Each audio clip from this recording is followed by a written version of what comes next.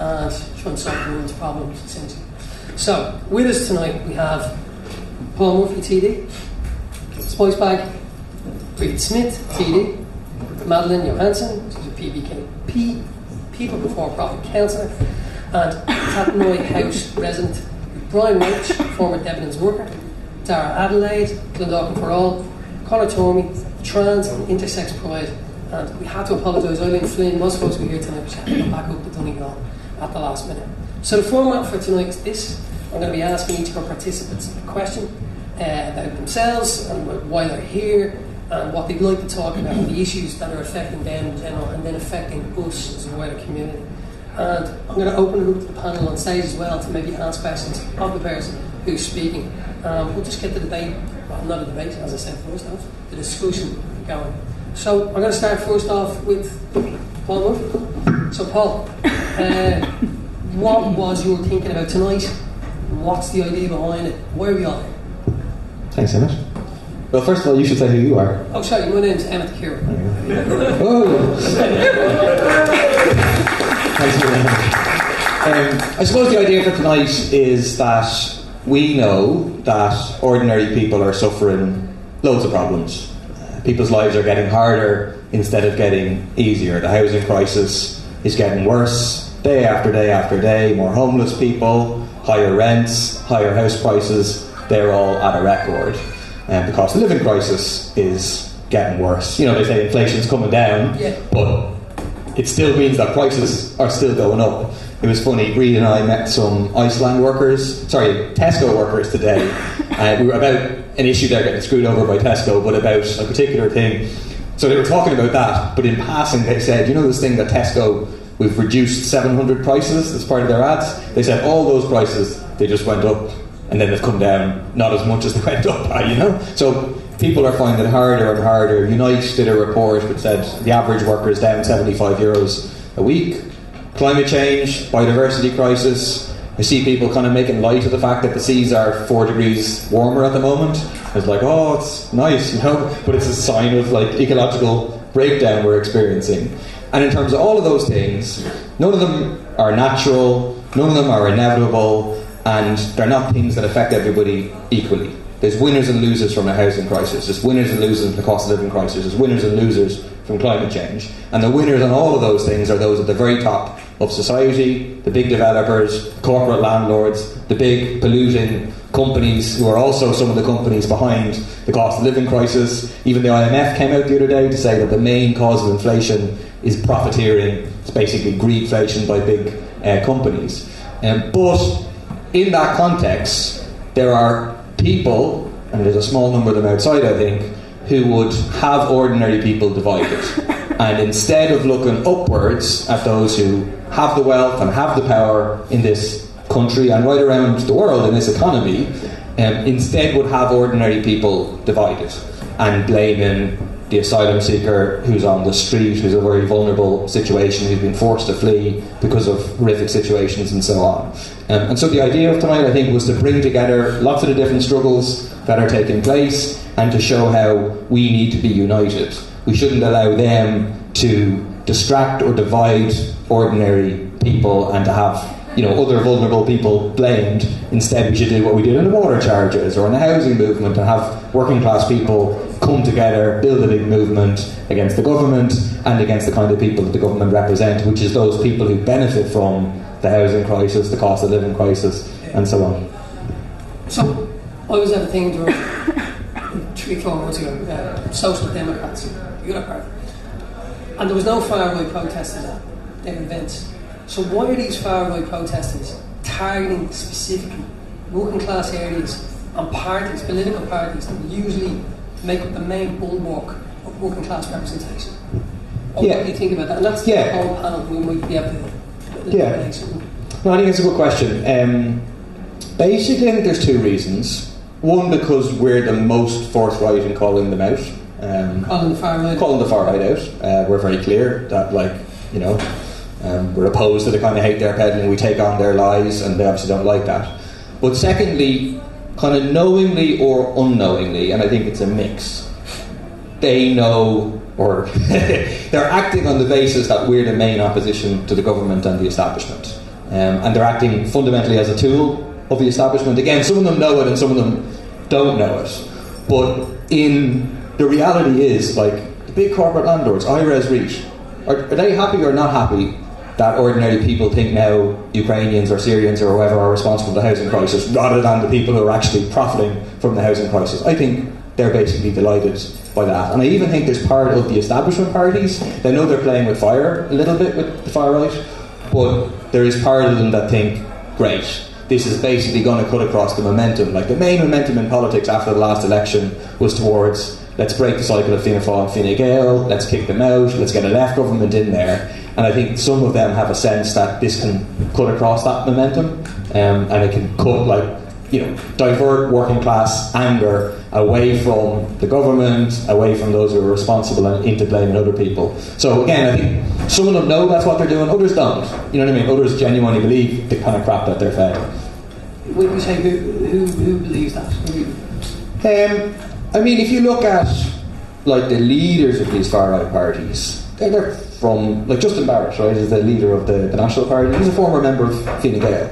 I think he knows exactly what he's doing. Herman Kelly. In what capacity was he a former member? I don't know. Just a member, anyway. Herman Kelly, who's a leader of the Irish Freedom Party, used to be the press officer for Nigel Farage, right? So, like, these people, they're not really anti-establishment. They're actually linked to the establishment, and I think that's whose interest they're serving. Brie, what's your take? Can you not? Sorry. I'll speak in. So, he just asked me what's my take on it. So I first of all want to say that, in particular, the nasty elements of the far right have targeted Paul Murphy and his partner Jess, and I think they deserve a huge amount of credit for what they've put up with and how they've done it with such resilience and dignity over the last period of time. Yeah. And hats off to Paul.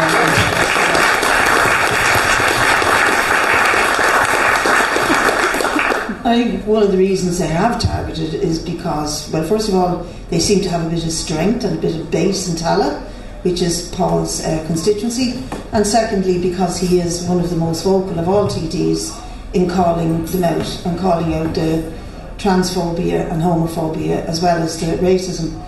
And secondly, I do think there's a bit of sort of basic politics in what's going on here. I mean, we've thought that we got away with this for decades in this country, and as Paul said, prior to COVID, really, the trajectory in this country was to the left. It still kind of is because of the vast sort of popularity of Sinn Féin, who are perceived as left, and we could debate that, but they're certainly perceived as being of the left. And we had come out of the water charges fight, the win on repeal, on same-sex marriage. They were all good left-wing, people power, bottom-up campaigns that the left won. And then quite significant number of us got elected to the Dáil on 2 occasions, although we did suffer some losses in the 2020 election. But COVID kind of brought them all together, didn't it?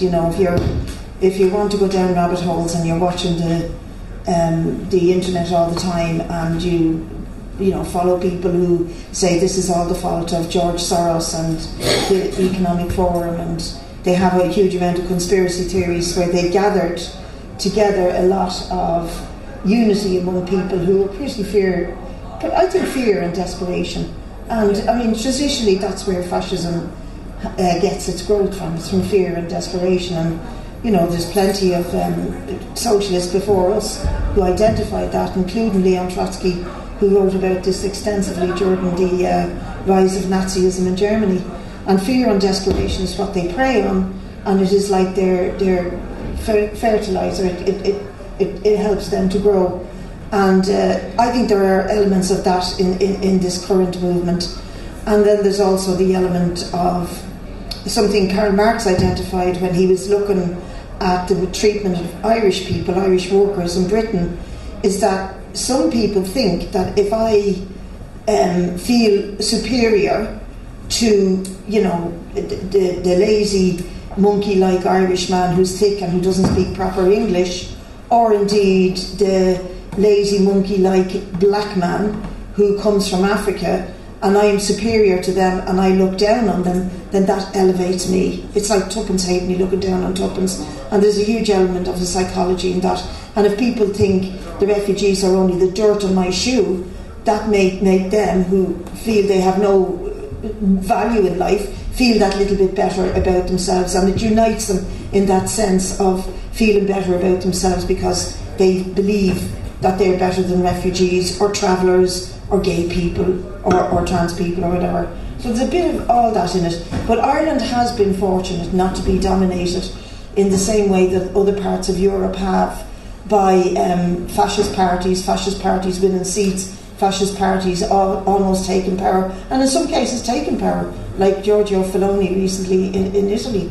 And we've been fortunate that we've escaped it, but I think it's going to be with us. I made this argument out of people before Profit Event last week.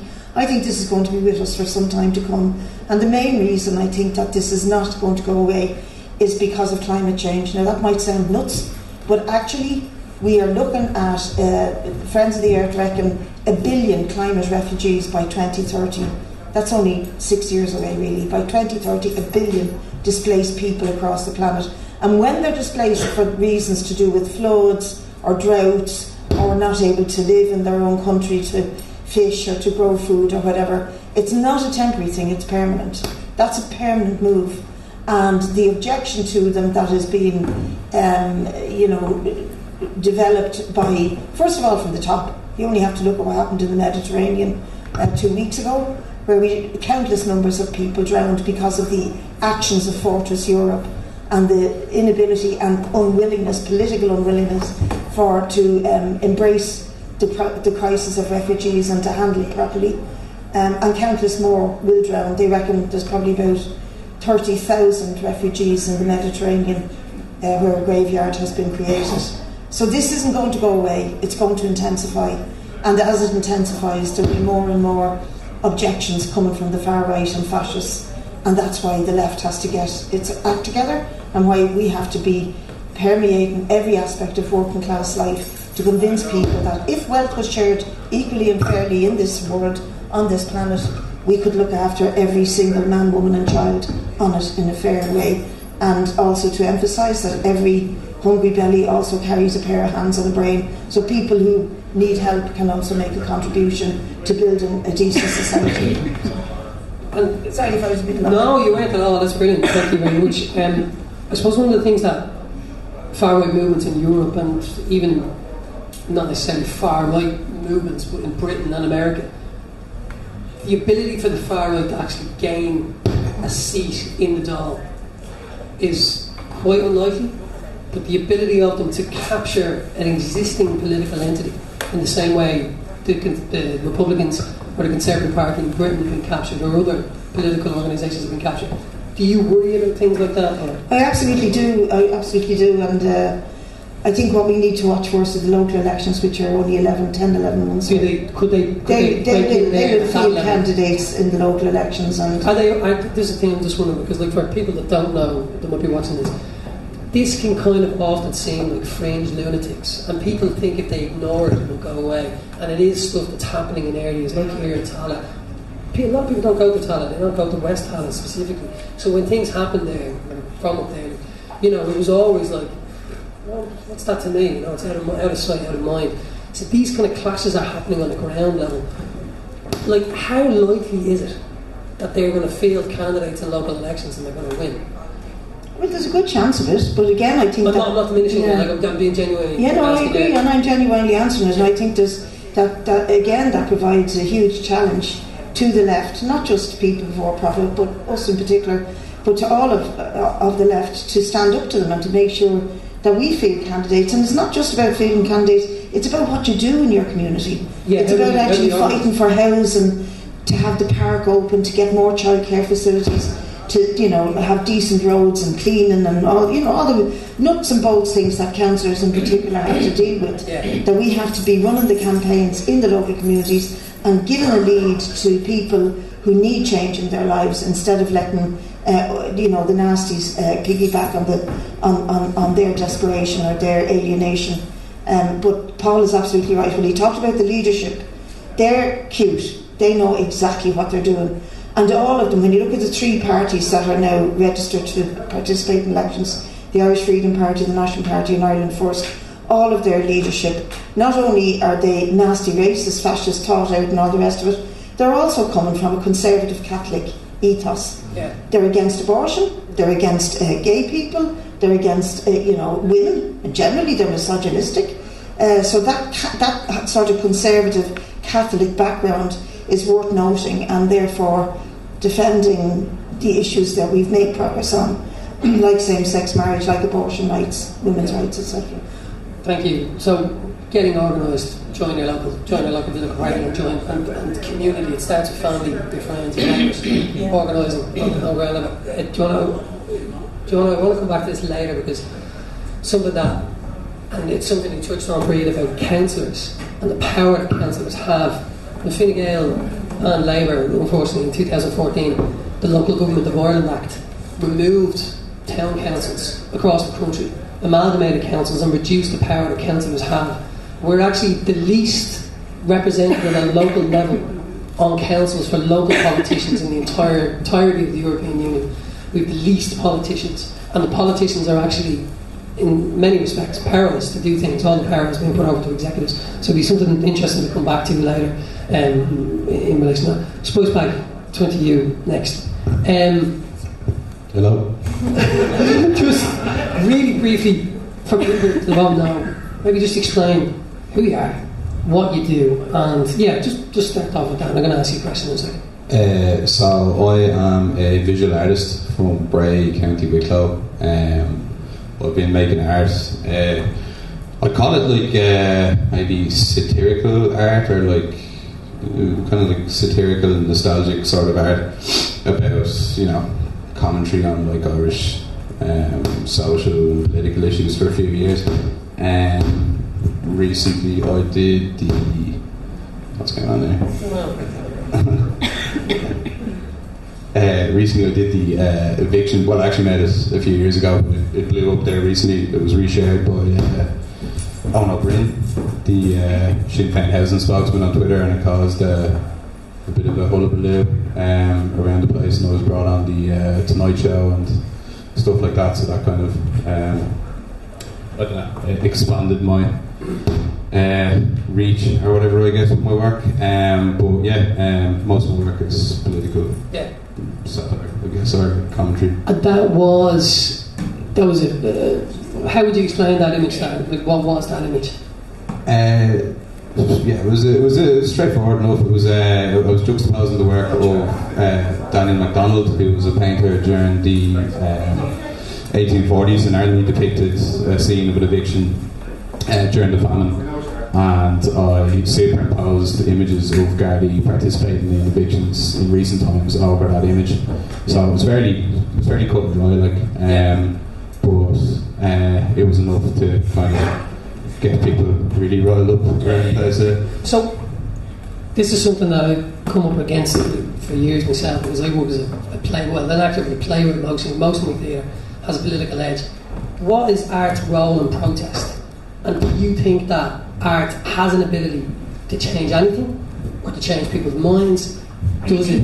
What's your feelings about that? I feel like it's very difficult to change anyone's mind about anything. I think that's something that people generally do themselves, but I do think art has a unique ability, especially issues around housing or evictions and stuff like that. You have great people like Rory Hearn and stuff that can write, really well thought out, well researched pieces and articles about it, and tell you all the facts and figures and all that stuff. And you can read that, but I feel like art has a unique ability to maybe take the issue and sort of squash it into one thing, one easily consumable thing that resonates with people immediately. I'm sure you could get, there was obviously people feeling outrage when they saw my piece, and I'm sure they'd feel the same outrage if they read a really, well thought out, kind of grim, report on housing in Ireland. But it just makes it that much quicker. It's kind of, a quick hit, I guess, of you're going to resonate. And then on the reverse end of it as well, you had someone like Fionn Sheehan who also resonated with him deeply as well. He had a very strong emotional reaction to it straight away as well, but he just kind of had the opposite one most of the time. That's interesting. The delivery system essentially is changed with the art. Yeah, pretty much like existed. Maybe we might be better off just speaking up. I don't even know how useful the microphones are. I don't want to do that.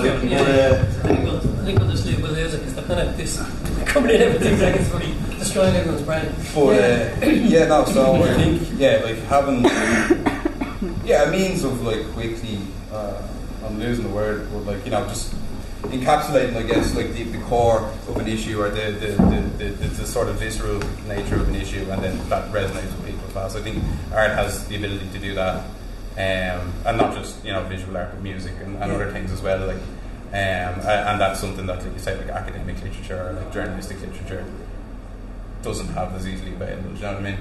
For the same thing. Were you used to your art being the response of what's his name, Fionn Sheehan? Yeah. And other kind of people of his ilk, let's say, people from the same kind of background, same kind of conservative ideology, he's whatever it is, as a journalist, he has a particular way of how he sees the world and how he sees the country. What was that like for you, kind of coming up against somebody like that in real time on national television? Well, I didn't know who he was from a hole in the wall. Like, That's interesting. I didn't know. I was kind of confused because I was on the panel and like I'd obviously never been on fucking TV or anything before, so I was kind of like, and George Hook was sitting beside me, and he'd been kind of not having to go at me, but he was kind of like antagonistic towards me, and like when I was coming in, he wasn't like being mean or anything. So I was thinking like he's gonna go for me, like, and I kind of had an idea who he was, but I didn't know who your man was at all. And then he started kind of going for me. Then I was like, here we go. But it was grand. I thought it was slightly weird at the time. Like I was kind of more confused than anything else. But afterwards, you could definitely see that there was, and it wasn't just him. He was speaking for an entire contingent of people, and a very large contingent of people, I guess. But I did feel like some of it was, I guess, not legitimate, but some of it was coming from a real emotional place. But I felt a lot of it was very forced. I feel like it was a deliberate changing of, like, my piece did include the Gardaí for a reason, because they're part of the mechanism of eviction. They need to be there, but it wasn't, I wasn't like, this only exists, to shit on the guards. Like, you know what I mean? It was they were part of it, but it wasn't the whole issue. And I felt they were being kind of, what's the word, like, they were avoiding talking about the actual issue, which was housing, by turning it into a police thing, and then some of them going further and turning it into a Sinn Féin versus the police thing, and then me getting involved in that was like But isn't they always like the broader kind of argument, or the broad, like, the holistic kind of view of what you're trying to talk about? They'll pick on one thread that they think they can get you on, so they try and pull on that as much as they can. But also there's people in our country that believe Garda Síochána are beyond reproach in any kind of way, and maybe because they have friends, family in Garda Síochána, so they have an emotional kind of connection to it. But it's just interesting, that kind of thing of official Ireland essentially going after artists, is kind of strange, because most of them probably don't even consume art in any other way, other than, maybe the way you've seen that piece of art. There was a bit of a, I don't know, what did he say? He got very amped about the... Can you hear us? Sorry. He got very amped about the politically motivated art, which kind of came across a bit like, North Korea. Like, it was a bit like authoritarian. Like, I was a bit like, that's. I feel like that was probably said in, sort of. I think he was kind of like he was kind of like losing his point, or the point he was trying to make wasn't landing, so he just tried to shoot that in. I hope, like, because it would have been a bit an odd thing to say. There were people like when on the side of the Project Art Centre to repeal mural was put up, and someone put in a complaint, and Dublin City Council came down and said, you have to take this down. And one of the arguments against it was that there is no place for politics in art. And there are very well educated, very smart people who try to make that argument on national television. And it's still being made. It's a constant thing, even though, like, Salvador Dali, the Guerrilla Girls, whoever you want to, Sean Keating, you know what I mean, have been overtly political in the art. So it's interesting, because you were literally at the eye of the storm of a question and a debate that's been raging, not just in this country, but around the world, always. So it was interesting to see, and it's interesting to see the people that came out so vociferously to kind of go after you. That kind of showed. It was good. It was interesting for me. It was like, but who really, it was interesting. And I have the I don't really use Twitter, so I was more or less removed from a lot That's of interesting. a lot of the kind of back and forth stuff that was going on. Like people were sending me screenshots of people saying stuff about me, or like either negatively or positively. But I can't get my head around Twitter really, so I wasn't really. Can you compartmentalise that? Can you kind of get rid of that? I don't care at all. Yeah, that's great. Neither should you. Well, as I said before, very cut and dry piece. That's I feel like I said everything I needed to say with the piece the way it was. So anyone spinning any extra argument on that didn't really bother me that much. Or making whatever points they want, and it's to be interpreted, I guess, as well. Like they're welcome to talk about it, and there was people modifying it as well, which I thought was quite funny. There was a lot of people they were doing all sorts of stuff. They were adding I don't know, just like adding things or taking things away, or like kind of making it funny, or making it like about a different issue, or like, that kind of thing. So that was cool to see people just take it and run with it as well online. But yeah, it's brilliant. I can't remember the quote. What's it? To copy something's praise or something like that. Anyway, but it's brilliant. It was a brilliant piece of workshop. I'm sure you're really proud of the conversation that actually started as well. Because Brian, we chat to you. Sure, yeah. This is Brian Roach, the former Debenhams worker. Brian, tell us a little bit about yourself and kind of what happened there. Okay, so we're kind of covering. Can everyone hear me? Okay, thank you. So kind of covering all ground.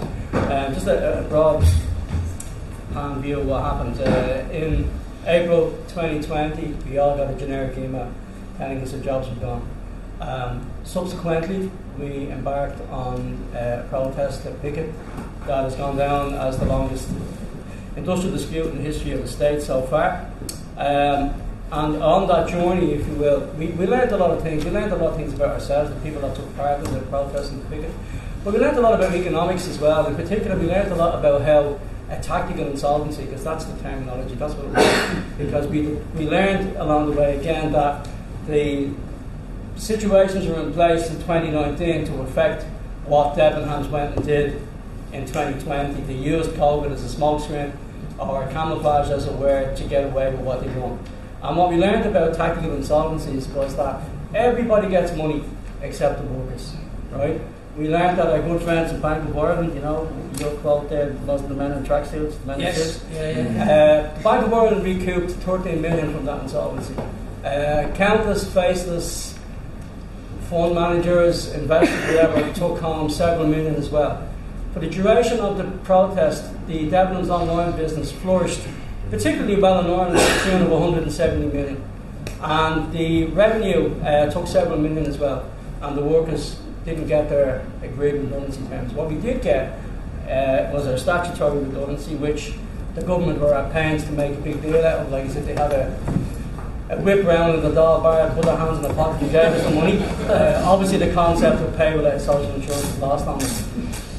In November 2020, hopes were built up because they appointed a mediator, pure smokescreen effort, someone from the WRC, and what they came up with was a retraining fund, an upskilling fund of €3 million, which again the then government tried to champion, but it was already part of an existing EU initiative. That particular fund, training fund of €3 million for the 1,000 odd workers, that actually ends this year on the 31st of October at 5 p.m. Despite me, someone who's availed of it, being given assurances that will carry on and so on and so forth. To date, of that 3 million, approximately 600,000 has been accessed only by former Debenhams workers. And at 5 p.m. on the 31st of October, whatever monies are left, it goes back into the government funds. Okay? Another salient point. Brian, just to clarify that. Go on. Why would people not be accessing that money to get that? Varying reasons. Apathy could be one. People going back to work. We're still in the shadow, as I was going to say, we're still in the shadow of the Debenhams of the situation. Yes. People might be, a lot of people actually, and I say this respectfully, right? A lot of the people were female, were ladies of a particular age group that might be at the point, and again, please, I say this respectfully, retraining, upskilling is no use to them. A few quid in their pocket to pay for their children's college or their grandchildren would have been better for them. Do you know what I mean? Yeah. That's what I mean by that. Yeah. And another various reasons. But I was going to finish on 2 points, if I may. It took the WRC, the Work Relations Commission, 3 years from May 2020 to this May to listen, hear and adjudicate on this. We had a test case in former colleague Jane Crowe, who you know very well, brought a test case through the wonderful trade union mandate. I say that with royalty. So they ruled, surprise, surprise, they ruled in favour of the Debenhams workers and agreed a compensatory package of 8 weeks' pay. Not 8 weeks' pay for every year's service, 8 weeks' pay. So whether you're permanently working for Debenhams for 3 months, or as was in the case of 3 former colleagues of mine, 30 years apiece, you were getting 8 weeks. And we all collectively agreed that just to get closure, just to get this goodbye, we'd accept it if it came to a ballot.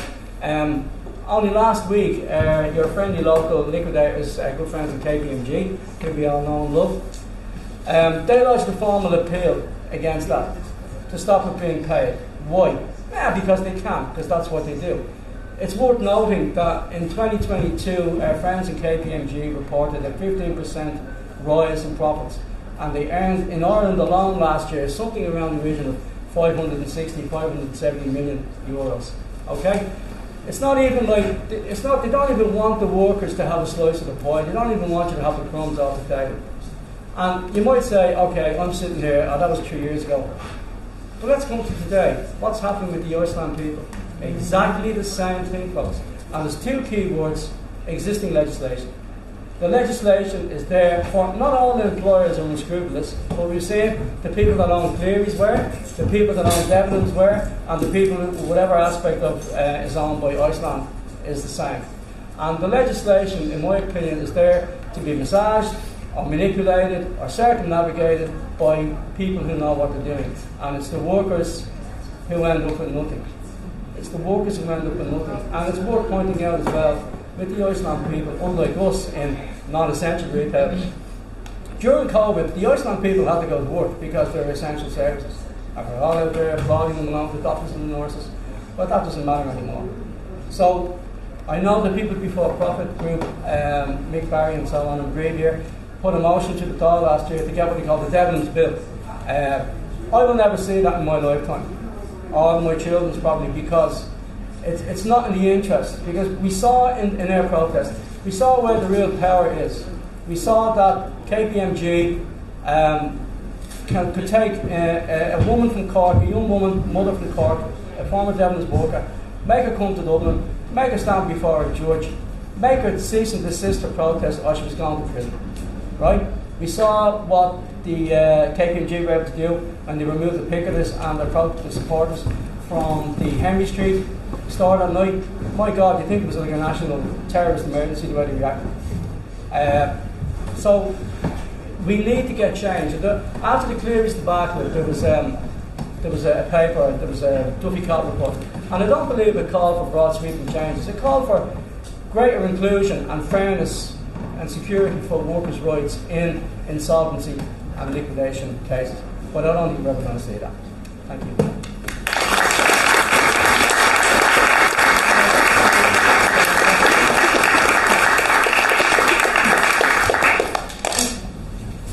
Robert, I was going to ask you about Iceland and the parallels that are there.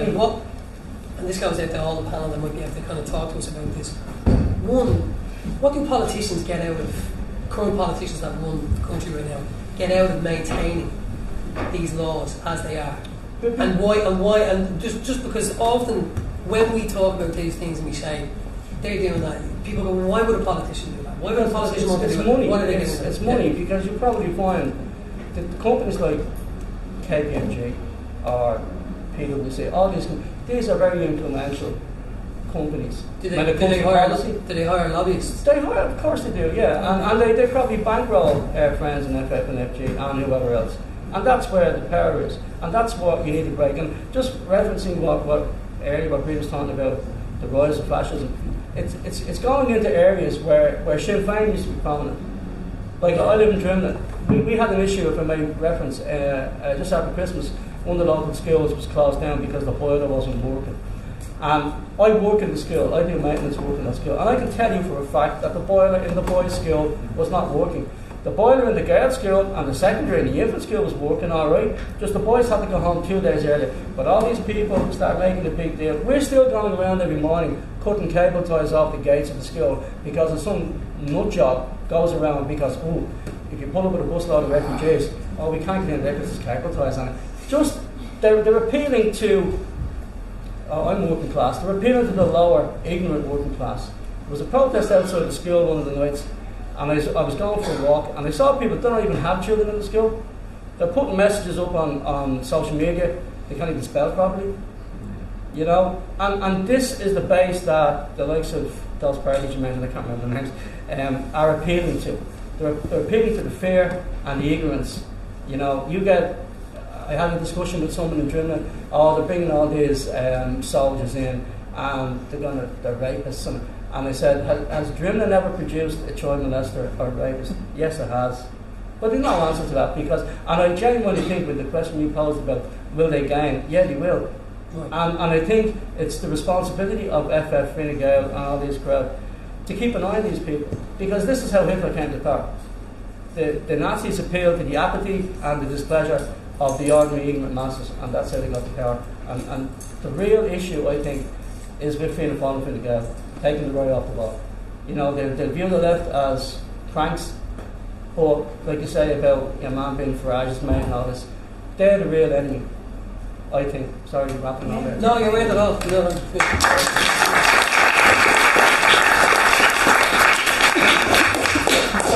You know, Mosley's fascists tried to go through the East End in the 1940s, and the working class came out and battered them, essentially. Obviously, we're not talking about doing things like that, but working class communities, you know, working class communities. We should talk about that. What's that? We should. Right. I can't. Working class communities, though, traditionally have come together against hatred in places. So, what can we do? And this is to everybody here, and I suppose this is what we're here to talk about. What can we do on a ground level to basically unite people and just disrupt this world that's happening and the lies that's being told? Sorry, that was a general. I think one of the most important things we can do is get people organised fighting on the day-to-day issues that are affecting people's lives. So, like, there's leaflets for a cost of living coalition protest on the 8th of... 7th, sorry, I keep getting mixed up. 7th of October before the budget. You know, us getting out there and organising people to fight on housing. Yeah. Getting people fighting for their own interests. Like, during the water charges, it wasn't that there was no mad ideas. Like, at the start of the water charges, you had all sorts of crazy ideas, kind of semi-influenced by some right-wing things in America. Like, you know, the no contract, no consent thing? That has, like, a weird origin in this sovereign citizens movement in America, which is a far-right movement. Right. Obviously, your ordinary person here who was doing no contract, no consent doesn't mean they were far-right, anything like that. But there was weird ideas at the start of that movement. But then, like, it became clear the more people are involved in making change themselves, they saw, okay, this is actually quite simple. We have power when we stand together, when we take collective action, when we have big protests, we have mass civil disobedience together, and also when people are struggling, it's also clear to people, oh yeah, who's on my side and who's not on my side? Who are the people who are organising against evictions, who are organising against the water charges, on the cost of living crisis? It's the left. It's the left and Sinn Féin that have been fighting on any of those issues, that have called any of those protests. None of these people, in terms of the far right, have been seen anywhere. Like, they're actually in favour of the right to evict people, because they think if you interfere with the right of landlords to evict people, that's an interference in the right to private property. So I think, look, we need to call out the racism, we need to call out the far right propaganda, but then at the same time, we've got to get organised and fight on, like, the day-to-day issues that affect ordinary people, and there, in those movements, make the argument, because it's really obvious to people then, is that, like, if we're divided on the basis of, it's a single mother, or it's a traveller, or it's a trans person, or it's a refugee, that actually, it's very obvious to people when we're moving, when we're engaged in protest and the social movement, that weakens us and we need to come together. So I think that's really important. I think if we had a big social movement in this country about housing, the far right would be pushed back, just de facto, you know? We'll talk about that now. Madeleine, I'll turn to you.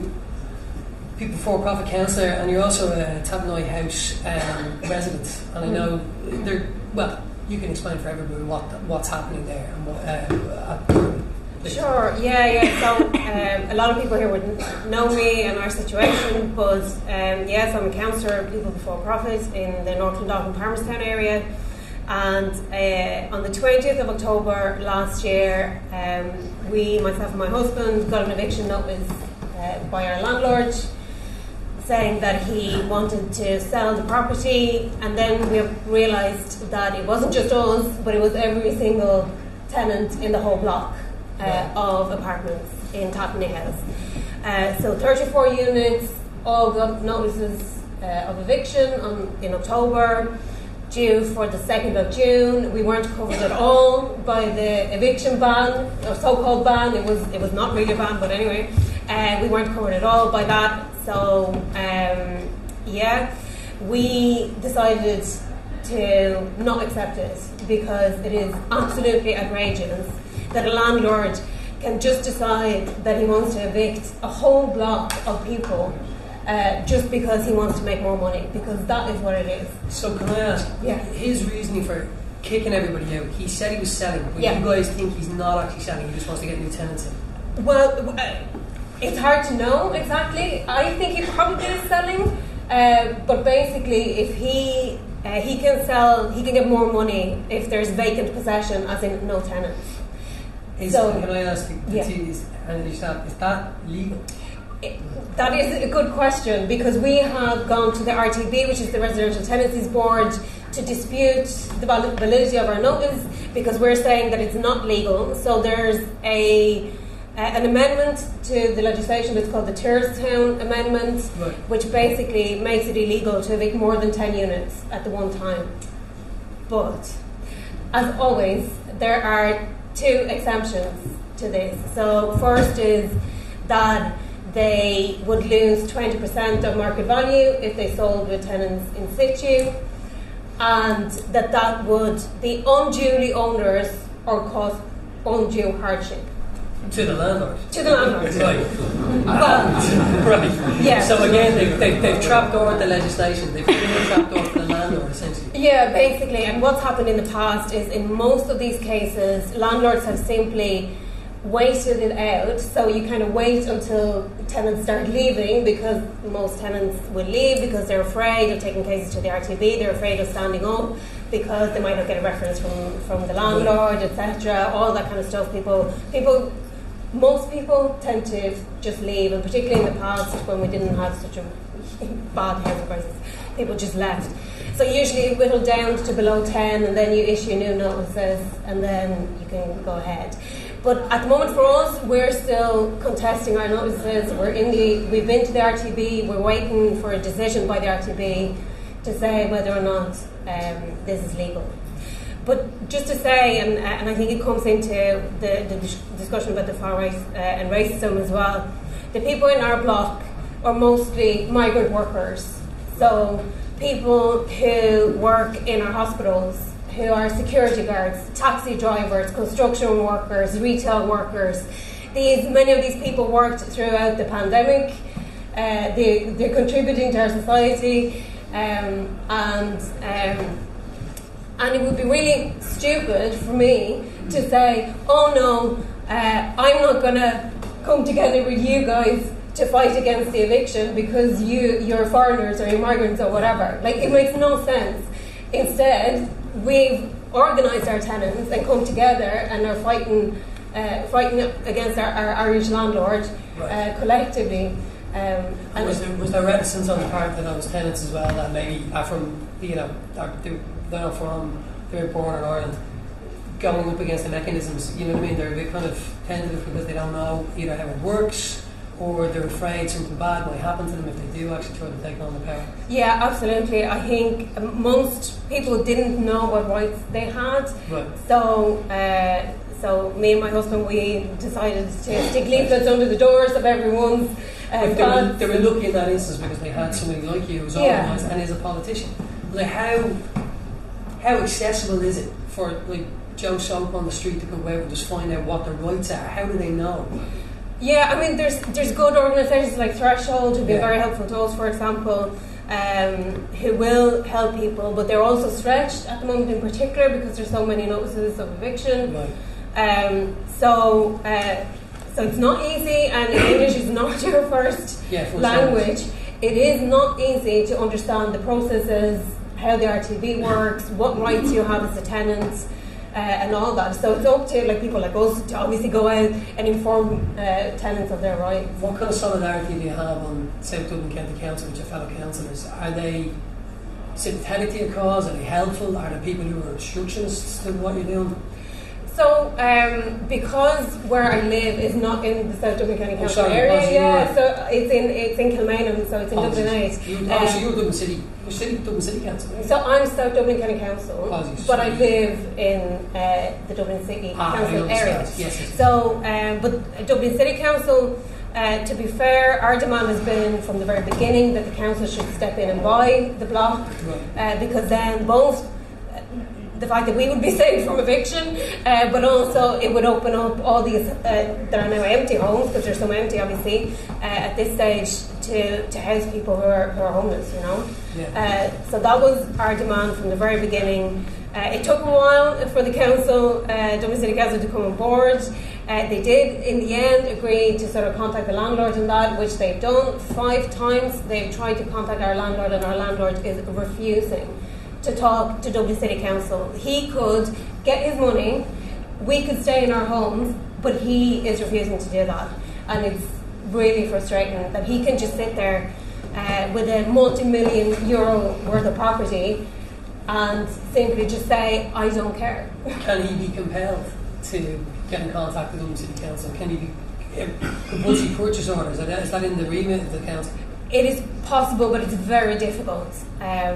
I mean, the council have more or less said that that's, in this situation, is not really an option, because the laws around compulsory purchase make it very difficult to actually do that when it's a property that's being used and whatever, and the owner has a function for it or whatever. And this is, I suppose, for the 3 people who are politicians. Why is it that, why is there so many trapdoors in legislation? People can be thrown out of the house if the son is moving in, or a relative, extensive renovations. I think I know this, but I just want, why is the legislation, for example, I had a similar situation where I was living in Temple Bar, and there was a company called the Key Collection. Anybody's ever come across them? The Key Collection, up until COVID, were basically going into apartment blocks and getting rid of tenants. They were talking to landlords and saying, you get rid of your tenants, we'll come in, we'll do up your house, and then we'll rent this property out for you. Kind of like Airbnb, but good, because it's not like Airbnb, it's a taxman won't know anything about it, and it all goes through booking.com.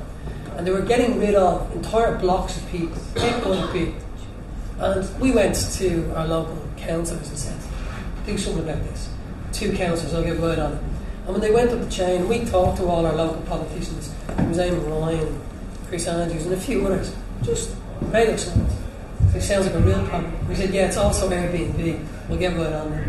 And the reticence that was like, these politicians, we were begging them, saying, you don't seem to understand. There was 7 or 8 tenants in this building. Now there's only 3 of us. And they're trying to run a game on the other 3 people, where they're putting in stag parties, running, throwing in people who are coming out, and it was like, women were being sexually assaulted sitting on our stairs. So it was a health and safety issue, because they were giving keys to strangers from all over the world. They were coming in, opening that door one night, there was a lot of football fans having a full-scale brawl. But we just came up against a brick wall. And the politicians did not want to hear that. And now we get to the stage where Airbnb legislation, they tried to put matters on it, but now the European Union is saying, no, you can't. But they've known about this from as far back as 2013. And they knew about the Key Collection. The Key Collection was they went from something like 500,000 to nearly 10 million in profit up until COVID. Now they're gone. I think good riddance to them. It's laughing. They run Hamilton's Hotel in Dublin, and you can stand over this. But they were literally causing chaos in the rental market. And when you would go on, I was always asked to talk about this. I would always come up against a housing expert who aligned with the government, telling me what I was saying wasn't happening. It's not that big a problem. Airbnb is not a problem. People attacking the messenger. What are these politicians getting out of maintaining these situations, perpetuating these situations? And this is the 3 politicians, I suppose. For me, because I would love to know. As an audience member. You have to try and think about politics in how it works. in reality, because, particularly during elections and even after they're elected, people like Eamon Ryan or the local Fianna Fáil or Fine Gael, they'd say mass to try and get your vote. But saying that now, people understand saying mass is something only a priest can do, but they do anything to get your vote. So they would say mass is the way I always put it. But in reality, their close relationship with those who gain the most from the system, the vulture funds, the Airbnbs, the landlords, the bankers, IBEC. I was just thinking about IBEC's role in the case of Debenhams.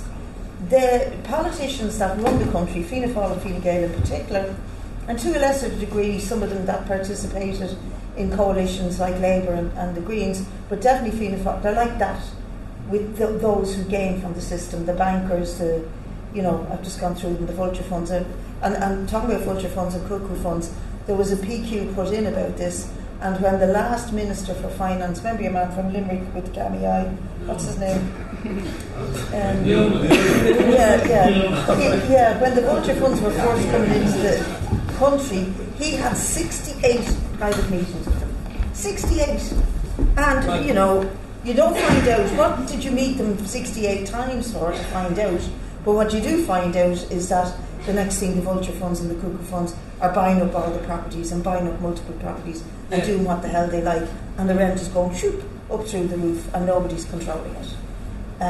So it's that proximity in their relationship with those that control the financial system, the corporations, the landlords, all of that. And it's not like, because there's a huge number of ex-politicians with this area, Brian Hayes, who went on to work for the banking sector. How are politicians still able to go? Well, some of them, like in the case of Hayes, left European Parliament 6 months before he was actually supposed to end his term as an MEP and went to work for the Banking Federation. I thought there was laws in place to stop things like that happening. Oh, and you can bet your bottom dollar that if Pascal Donoghue, Leo Varadkar, any of them lose their seats in the next election, they'll end up in the same position. The CEO of one of the companies or the Facebook the director or something. I genuinely think, though, and this is just, I think lobbying, and I know we're talking about the far right here, but I think if regular citizens knew about the depth and the breadth of lobbying and what these lobbyists are doing, they would be enraged to a point that this is an issue that I think we need to educate people on. That things are, like, for example, there's an ex-politician working for Airbnb and lobbying on their behalf. So, there's so many problems that we want people to fix things, but then they have these lobbyists going back in and talking to their former politician friends and stopping things happening in legislation. Well, you can see the anger of the country over what's going on in RTE with Ryan Tubridy, and that's a tiny representation of what really goes on in the wider system, Right. And people, you can tell people these things, but sometimes it goes over their head. But sometimes it just seems too big to do anything about it. It's too elaborate. It's too much. It's too big to do anything about it. There is also the argument people constantly saying, and this is the conspiracy theory, when we say these things without evidence, now there is evidence in RTE, but when you even allude to the idea that there is something like that's happening, people will say that's nonsense. They just dismiss it because they say you don't have evidence, you can't say this in general. And how do we combat against that? Well, you draw out the evidence. You find these, because there is always evidence. Well, obviously there has to be evidence, and you can't just make baseless claims. Obviously, but I think like part of it is, like we say in blunt terms, right? This government and most governments do not represent the interests of the people who, even the people who vote for them. Most of the people who vote for them, they don't represent the interests of ordinary people. They represent the interests of the rich and the ruling class, right?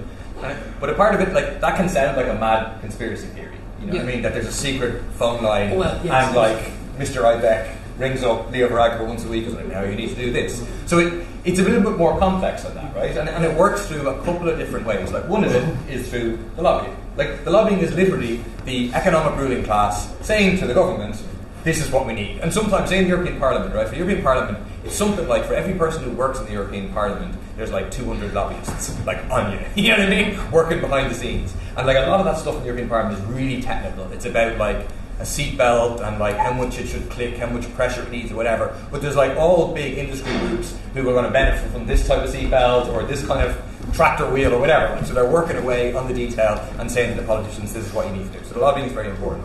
But the other thing is the ideology. You know, like You get some backbench Fianna Fáil or Fine Gael who doesn't know like much about politics. Do you know what I mean? They know politics in terms of the very basics of like, oh, you be nice to the fella and you go to the funerals or whatever. But in terms of like big ideas politics, like, you know what I mean? They're not into that. Right? But they'll be able to tell you very, very clearly. The one thing they'll be able to tell you is that if you increase tax on corporations, that's a bad thing because the corporations will be gone. Low taxes are good. They create jobs. Blah blah blah. And so like, there's an ideology, and where some of them even think. Not all the Fianna Fáilers and Fine Gaelers are like necessarily personally terrible people or whatever. Some of them, you know, when people come into them saying I'm homeless or whatever, I'm sure they genuinely feel, geez, that's bad that you're homeless. But the ideology works by them knowing that it might be bad that people are homeless, but what would be worse is if the state interfered with the market. So if the state was to expropriate the big corporate landlords, if the state was to become a big builder of homes, that would be worse in the long run. I don't think they can really tell you how it's going to be worse in the long run, but they know that somehow it's going to be worse in the long run. So, like, ideology plays this very important role of mediating the kind of interests of the ruling class and getting it translated into policy. And, like, it's just this happy coincidence that this ideology, which is supposedly in the interest of all of us in the end, ends up benefiting those who are actually at the top. Yeah. And also who are part of like this revolving door, same social clubs or whatever, like that's how their common worldview is formed. These people know each other. You know, you look at Simon Coveney, I'm not saying there's any like personal corruption or whatever, but Simon Coveney's brother is the head of strategy at RTE, another brother is the head of Green Corps. So you've got media, agribusiness, politics, like, and they share a world outlook, and that world outlook is the outlook of the ruling class in this country. Yeah. So it doesn't always have to happen by like the brown envelope and the dirt grubby cash, which it still happens, I'm sure, but it happens in like slightly more sophisticated ways. Where you just need to draw out like that's all happening. And I think like a really important thing is there's winners from all this stuff. Like I don't think enough people think about. They just think about the housing crisis. They don't realise someone profits from the housing crisis. Who's winning from it? Yeah, who's profiting from the health crisis? Who would be paying for private health insurance if you had a decent public health system? Who would be going to private hospitals? So there's winners from all these policies. Which was a point made by Brendan Howell, we said if we have one system, who's going to be going to go? Yeah. Connor and Dara, very patient, have been there. Apologies to you. On the far side. yeah. So I just want to, Dara, first off, Clondalkin for All. Tell us just a little bit about yourself for people who don't know. Just tell us what Clondalkin for All is. Yeah, so I guess Clondalkin, the group formed in response to a lot of really negative and false rumours about refugees, some awful intimidation and protests that happened, and I guess Clondalkin specifically, we've had refugees for a very long time. The Towers has been there like nearly as long as I've been in Clondalkin, which is my whole life. So we've had the Tower. There's a direct provision centre right in the centre of Clondalkin village, and not that there would ever be any problems, but we haven't had any. These are people who have been members of our community for a long time. So to see people sort of jumping on a bandwagon of conspiracies about these new asylum seekers who are coming are going to cause trouble, you know, they're going to attack people, all of that. We formed basically in response to that to sort of, fight what was, mad conspiracism and show Clondalkin is actually a welcoming place. We've welcomed refugees for a very long time. It's a very diverse place as well. There are people who come from all across the world. So to kind of put forward that message, and I guess on February 18th we did a lot of work in Clondalkin to build for the Ireland for All rally. There was 50,000 people there, so the largest anti-racism event I guess that has ever happened in Ireland. It was really good. I see a lot of familiar faces who have been there before, but I guess one of the things that was said about the refugees who were coming in, about them being dangerous and people we've never seen before coming into our communities. Now, it's been a couple of months, it's been 6-7 months, and actually, the people who came in have been involved in tiny towns. They've been going to the park runs in Corca Park. Any of the workers I've spoken to who actually work with the refugees say they're the soundest bunch of people they've ever met. It really kind of knocks what the far right has said really on its head, because they actually are genuinely just regular people. A lot of workers, people who work in there's one fellow we were talking to who came to our rally in Clondalkin, who is working as a construction worker now, and his partner is working in the healthcare system. The exact type of person that we need in Ireland now, when there's aren't enough construction workers, there aren't enough workers in our healthcare system. So and just to say, when we are talking about these people, we're talking about nurses, we're talking about doctors, we're talking about construction workers. Why would anybody come from the other end of the world all the way to Ireland just to scam the system, as people are saying, and go through we saw the amount of people that boat recently that tried to cross the Greece, 750, 800 people on it, and only 100 survivors, right? So why would people put themselves at risk to try and come to Ireland just to annoy to cause trouble or whatever? And I would say first, I think it's something like, I was trying to look up the statistics for this, right? It's about 80% of people who are displaced globally are not coming to Europe, right? People who leave Sudan end up in Egypt, people who leave Afghanistan end up in Iran, people who leave Palestine end up in Jordan, right? So most people end up in a neighbouring country. It's a tiny fraction of people who try and come to Europe, and an even smaller fraction of people who actually survive coming to Europe and crossing the Mediterranean, and even a smaller fraction who end up in Ireland, right? But of those who do try and leave, there's very good reasons for why. Sorry, I'm going on. I just want to talk about the asylum seekers specifically because the far right really target them. There's plenty of good reasons. The first one is war. If you're talking about the asylum seekers that come here, you're talking about people who are coming from Syria and Afghanistan and Iraq and places that have been faced with billions of euros worth of bombs coming from the United States, coming from the UK, France, NATO, who have destroyed their countries. People who are looking to make a better life for themselves. Another reason, something that Paul or maybe it was Breedy was talking about, is climate change. That if you look at the really unprecedented monsoons that happened in Pakistan, where something like a third of the country was covered in water, of course people are going to flee that. People are fleeing in East Africa what is essentially a drought caused by climate change. People are fleeing famines. So war, climate change. Another one is just exploitation, right? We're talking here about a small class of people in Ireland making a lot of money off the housing crisis and the like of that. It's the exact same thing happening if you look in Africa, which is one of the wealthiest continents in terms of raw resources, in terms of oil and diamonds and jewels and copper. In comparison, is extremely poor. A lot of people are in poverty, because the vast amount of the resources are controlled by a small number of people, big Canadian mining companies and European oil companies and that sort of thing. So, the same site that we're talking about happening in North EE of one person who doesn't do a lot of work making a lot of money, it's the exact same thing that happens. But I guess there's a couple, it raises a lot of political questions for us. The first that I want to raise that I don't think anybody has said so far, about just talking about Ireland and the refugees who are here, right? We are one of the wealthiest countries to have ever existed, right? The amount of money that funnels through this country is immense. There's 2 billionaires in Ireland who have more wealth than the bottom 50% of people combined, right? There's 166,000 empty homes. There's thousands upon thousands of spaces for public housing on public land that the councils won't build on because they're run by Fianna Fáilers and Fine Gaelers, I guess. So the money is there, the resources are there. How is it that a country that back in the 20s, when we had no money, back in the 30s, we built up places like Marino, and then which was all social housing, and then later Ballyfermot, Clondalkin, and Tallaght. How is it that when we had no money, we were able to build all these housing projects? But now, when we have more money than ever, we're not able to. It's an ideological thing, something that Paul was talking about. Because a lot of people make a lot of money off having as few houses built as possible, about having vulture funds control as many of those houses as possible. So, but that's kind of one of the issues I want to raise. But about why people are coming here, because I raised war, climate change, and exploitation. It's a sort of global thing, but directly in Ireland, when we're talking about war, there's been a massive attack on our position in neutrality to try and push us towards joining NATO, involving ourselves in these massive wars that displace thousands of people. And I don't mean to say that these people shouldn't leave if they need to, but before your right to seek asylum, there's a right to stay where you are. There's a right to not have to flee war and famine, right? Most people don't want to abandon their families and have to travel across the Mediterranean. The second point then, climate change. We have this supposed green government that is meant to be fixing, the climate. Our emissions have actually gone up, right? They say that, these... sorry, I'm going on a bit. I'll finish on this. But they say the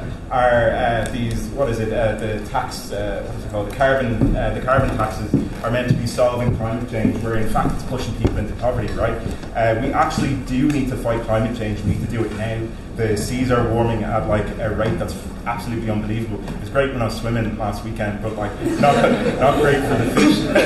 And then on the point about exploitation, like I said, there's a class of people in Ireland who are making a lot of money of the likes of the housing crisis, of the crisis in healthcare, because their friends own the private hospitals. And their friends, invest in the investment funds that own all the private properties. It's the same type of stuff that's happening in Africa, where a small number of people who own the vast majority of the resources and are making a lot of money off it. So I don't remember the initial question, but the initial question is, who are you, what are you doing, and you're nailing it. I go on.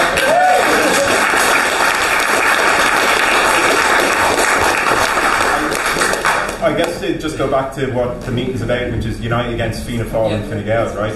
I mean, there's Fianna Fáilers and Fine Gaelers. They might go by different names and under parties, but all across the world in different countries. So we really need a global movement that fights against all this type of exploitation. And I guess that's very complicated. There's a lot in it. If you guys start in Tallaght, I can start in Clondalkin, and I'm sure we'll get there eventually. Yeah. Hands across, hands across. We have to do questions as well, but I do really want to get to Conor as well. Conor Tormey, welcome. Conor is the part of the Trans and Intersex Pride. I just want to talk to you about, Conor, tell us a little bit about who you are and what's the idea behind Trans and Intersex Pride, and what are the details? Yeah, so I'm Conor. I'm a co-organiser of Trans Intersex Pride. Firstly, I'd just like to thank PVP and specifically Emma as well for being so good during the meeting. So fair play to Emma. Thank you.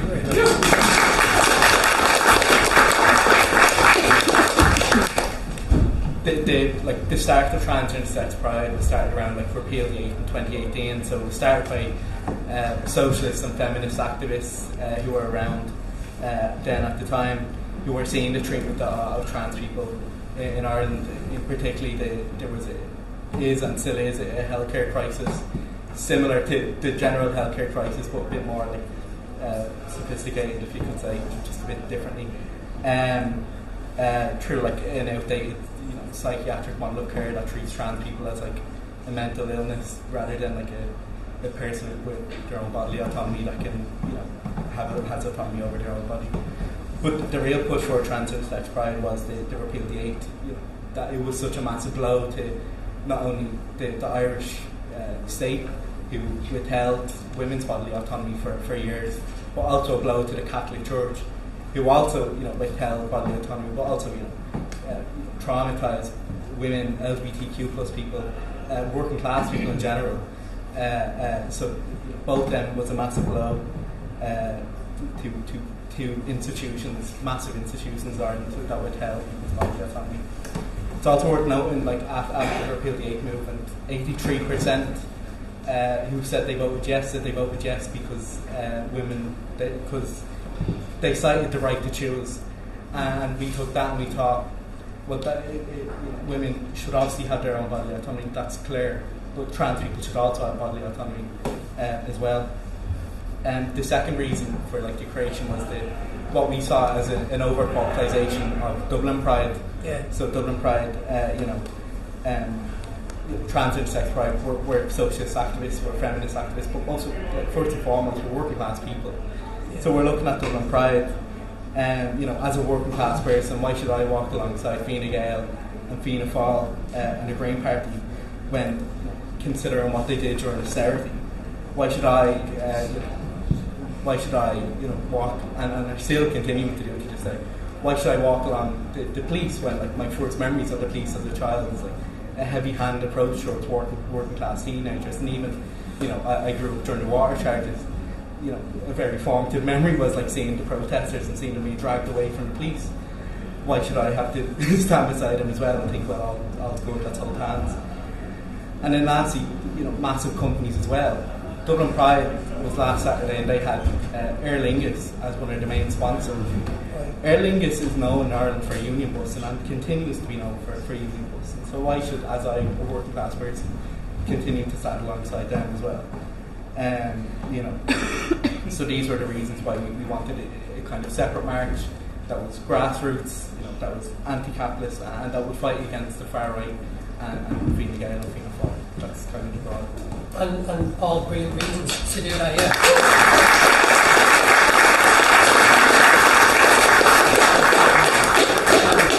It's interesting. I find, you know, a lot of theatre companies would have been in Temple Bar in the 1980s, and Women's Health Organisation, you know, and Special Branch had them under surveillance. Which, you know, and now, you know, seeing this kind of corporatisation of pride is something that, yeah, I myself even think is so strange and odd. How's it been going for you? Is it quite successful? Are people accepting of it? And, you know, what are the kind of issues that you guys are facing right now with everything that's happening with the far right? And basically, yeah, how can you speak to that? Yeah, so we're having our Trans Intersex Pride March. That's like our yearly march. We do stuff in the other year, but really our main thing is the Trans Intersex Pride March. And this is our fourth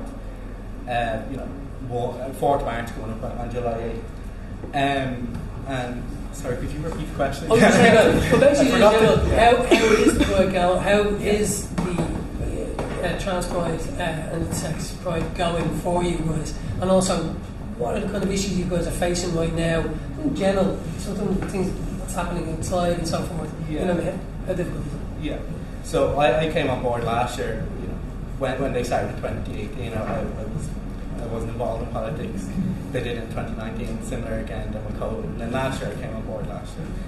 And if people remember last year, our march came in the backdrop of Joe Duffy bringing on this group of trans-exclusionary radical feminists with talking points that is essentially copied and pasted from the US and the UK far-right and terrorist movements. They put it on Joe Duffy, and obviously Joe Duffy, we're just asking questions here, when obviously that wasn't right, yeah. So that was the backdrop of last year. But obviously still, you had the fight against the far right. But what we were, you know, the fight really last year was about the state of trans healthcare and as well, you know, fighting back. Or, you know, what we wanted was, you know, we've had so many years of being defensive, we wanted to move forward and, you know, try and fight for progress. So that was last year. This year it's in quite a different context with the far right, where you're seeing down in Cork, there's people who are going into libraries, targeting LGBTQ plus books, targeting workers as well. And then if you look in Dublin, same thing around sex education. If you look on Twitter even, I'm sure I know Paul has had it, I'm sure everyone on the panel at some stage have had like this a groomer or a pedo slur tweeting or saying in person or whatever. And these are very, them two words are very, it's a weird one because they started, that was targeted towards trans people in particular in the US, like last year or at the beginning of COVID, whenever it was. Then made over its way over to Europe, the UK, and now it's over here where people are targeting trans people. That's it as well. So, and then with the rise of the far right as well, down in Cork, targeting trans people, it really is, it has to be, what we're saying for our marches here is that it has to be explicitly anti-fascist, and it has to be in everything we do. We need to say the far right are a threat to our rights, we need to fight against them, and that's what we're doing for marches. Because you mentioned the real issues for the trans community is one of the major ones, health issues. So all this is kind of a distraction. You know, you guys, all of a sudden you become a bargaining chip in a culture war. Like the frustration with that, I can't even imagine. You know what I mean? Having to deal with that. I mean, asked to talk about that when the real issues that you actually care about, things that will help you. You know what I mean? How receptive are the politicians being? How receptive are authorities being to this? Well, one point about the far right as well. You know, it is a distraction. You know, earlier on this year we had a 17-year-old trans woman that was murdered because of this rhetoric coming out. Sorry, yeah. No, it's fine. But it is a distraction because then we're dealing with that. We should be fighting for healthcare. It's like it's almost secondary now because these are a vital threat. And same with migrants, same with the left as well. Yeah. These are a formal threat. But the healthcare, you know, is in a dire situation. If you go to 7 to 10 year waiting list, there's a 3-hour initial assessment where they go through like porn habits, where they go through what sex you've had or whatever, and really intrusive questions for no reason whatsoever. So yeah, that is the main focus, you know. Yeah, well done on solidarity. Yeah, because we're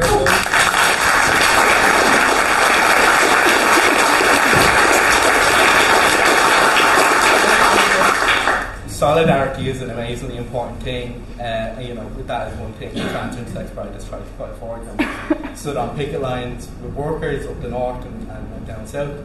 We've stood alongside migrants at the far right when the far right was targeting them. We were at Sandwich Street a few weeks ago when the far right were targeting them again. We stood along feminists for better abortion provisions. And really, you asked a question earlier how to defeat the far right. Solidarity is how to defeat the far right. Of standing together, linking these movements together, and pointing forward towards a change of system. That is how we defeat the far right. Brilliant. Well said, Ron. Yeah.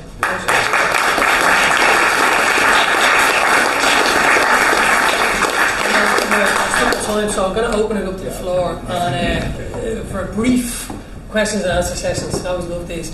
I'm going to preface this with for arts events or film events. If you find yourself standing up and saying this is more of a statement than it is a question, maybe hold on to it for a later for the socialist fan fiction pre-printed letter I give out in Bray. I'll actually give it in Bray as well. Questions. Short and sweet ones before we move on. Short and sweet questions, and I'll try and get through to everybody. Please, sir, in the front row. How you doing? How are you? I just want to know, how do you get a medical card? How do you what? Get a medical card. How do you get a medical card? Yeah. I'm the wrong man to ask. Two politicians can't answer. What's that? Two politicians wouldn't be able to answer that. We will. We'll come back, yeah. Yeah? Okay. Do you want to take a bunch of questions? Okay, that's one. That's one. You come back to it. There's not a lot of mention here of refugees and everything else. Why are the refugees being treated different to the Irish homeless? When the Irish homeless were in tents on the street, the counter came along with grabbers and took the tents off them, took everything, clearing our doorways and everything else. But it doesn't happen to refugees. It does. Now, I'm not asking It's happening right now. You can tell me now, I found out tonight for the last 2 years, or whatever it was, who the far right is. Right? Because I rang every political party in Ireland to ask them who the far right is. I spoke to Cathal Berry the other day from Clare, and I said to him, who's the far right? And his answer to me was, where are you based? Right? Where are you based? I'm a fucking Irish citizen and I want to know who the far right is. Like the National Party were always there, but I never heard it being called the far right. I never the National Parties were and all them. I've never heard it being called the far right till up to last year or the year before or whatever, when all this started. Right? Now that's another quick one, sorry, the last one. Right? Why am I giving a millionaire recycling company €90 for not having any rubbish to fucking pour out? Can somebody tell me that one?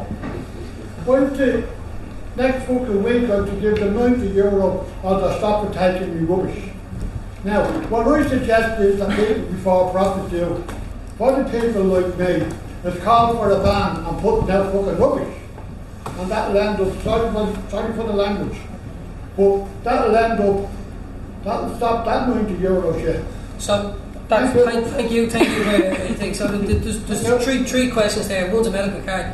We know that you can get that on YouGov.ie, but then again, they don't make it easy for you. I'll tell you the answer. What is it with it? I'll tell you the answer. Okay, wait, hold on. You know the answer, then you know the answer. You know the answer, you don't need to ask the question. Right, but that's just one thing. Just two things. The last thing, and I think Paul, everyone else. I want to react from the politicians. I think the last two questions, bin charges first.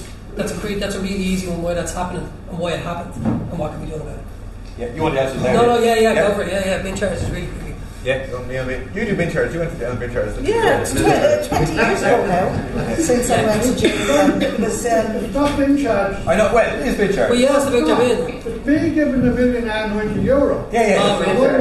And I'm on a pension. Yeah. Now I want to know why am I giving a millionaire €100? But that's so what we're going to do is because that's a question it's an open-ended question that's kind of not an actual question that any of us can answer. So we're going to move on. It's you know what I mean. That's like why are we all here on this planet? Kind of question. It does have implications because there was a massive campaign 20 years ago exactly this year when a pile of us went to jail as well as it being on the streets and people blocking the trucks because they were bringing in bin charges for the first time. All the local authorities used to collect the rubbish. It was part and parcel of the local authority services and it was paid for through general taxation. And it was part of that, what we call neoliberal or attempt to privatise all public services project that they engaged on in the early 2000s, late 1900s. That was what it was about. And we had a very good campaign and we went to jail and we non-payment and we tried everything. But eventually, bit by bit, they started to privatise the service in local authorities. I think they started with Waterford and Limerick, and like a creep in Jesus, it came to Dublin as well. They privatised everything. Once they privatised it, you then had all these companies, Mr. Bin, City Bin, Thorntons, Oxygen, Greyhound, all competing with each other, and that competition pushed up the prices to you and me, and that's the answer. Point to what I'm saying. I don't have a problem paying for my rubbish to be taken away. Right? When I have rubbish, I'm having an issue with having to give. Yes, and this is what I was trying to talk about just before Greg gave you a very concise, a very specific question. The question you're asking is something we can't answer. But no, it's why you're paying the charges when you're not getting it picked up. But it's because they got it in. Once they privatised it, then it was always going to go the same way, where they were going to keep increasing the charges, they were going to get rid of the waivers, they were going to... So not increasing the charges. No, I know, but it's another way of increasing the charges. Okay, so I think we've answered that question for you. Any other questions from the room? Go ahead in the second row there. Devin. David Larkin, People Before Profit Talent. I'd just like to put a question to the audience. People Before Profit, CATU, and various other groups have been out supporting the refugees and people who have been evicted from their homes. Has anyone seen the likes of Sinn Féin out supporting those people? Or will they wait until the general election is coming up and they jump on the bandwagon like they did with the water charges when we had Mary Lou MacDonald who was telling people to pay the water charges and she or her husband paid the water charges? Number two, would anyone know how much money is actually being paid by the lobbyists to lobby the politicians into Dáil? Great question. I don't know. Can you guys illuminate us on that? No, I don't think you do know the answer to that. I think probably the way you explained it earlier, Paul, is it's part of the way the system works rather than a specified amount of money being paid to them. In fact, probably a lot of them don't actually receive any cash, but they will be able to benefit from employment in the future. Their networks will be able to benefit, and they do each other lots of favours. So I don't think we can put a categorised figure on that. Just on the Sinn Féin thing, I think, well, in the case of Cantani House, the local Sinn Féin councillor has been very supportive and has come down to all the protests and has brought the thing up in the Dublin City Council. But I think it's important for us to go after these fellas over here, Fianna Fáil and Fine Gael, more than anybody else.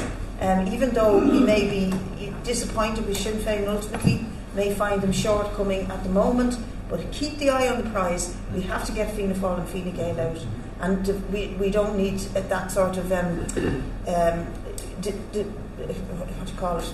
It's not that there's no criticism of them, of course there is, but we don't need to avert ourselves into all our MGs are against Sinn Féin. All our MGs have to be against the ruling class, i.e. Fianna Fáil and Fine Gael. That's the way I put it too.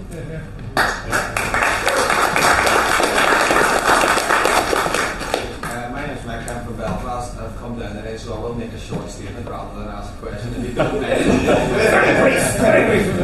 But the person over here asked a question about why can't we house the homeless, and I think it's a valid one. And up north during the COVID pandemic, when lockdown was introduced, homeless people were brought in off the street quite easily by opening up one single hotel in the city centre.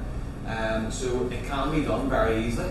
We can build houses for the homeless people. We can provide temporary accommodation for homeless people. But the point is, it's the same people in government, Fianna Gael and Fianna Fáil, or up north, or over across the water. It's the same governments who not only allow people to sit out on the streets homeless, who drive down wages, drive people into poverty, but the exact same people who lock people up with no civil rights into the drag provision centres and all the rest of it. And we can sit and squabble about the crumbs at the bottom and who gets 2 crumbs and who gets 1 crumb. But at the end of the day, there's a big pie out there, and it's being hoarded by the likes of Fianna Gael and Fianna Fáil.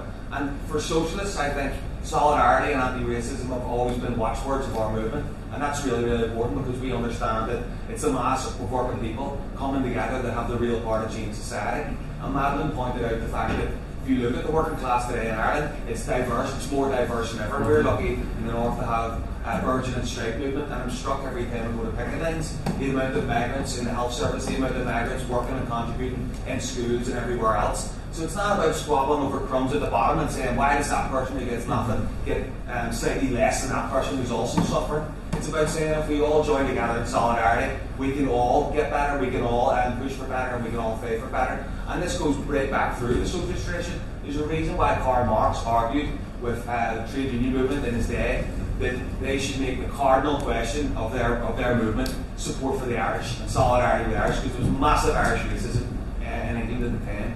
Dara pointed to all the reasons why people are displaced all over the world. Every single one of them is systemic. It's because of climate change, because of exploitation, it's because of imperialism. And when millions of people in Ireland had to flee Ireland, it was also systemic. Yes, there was a famine, but it was nature sent the famine, but it was governments and landlords created the plague. It was because of imperialism, it was because of capitalism. And we need to unite against that. It's not about squabbling at the bottom, it's about saying unite. Migrants are part of that struggle. Who lives here belongs here. And if we all unite together from below, our class can win its bigger share of the pie.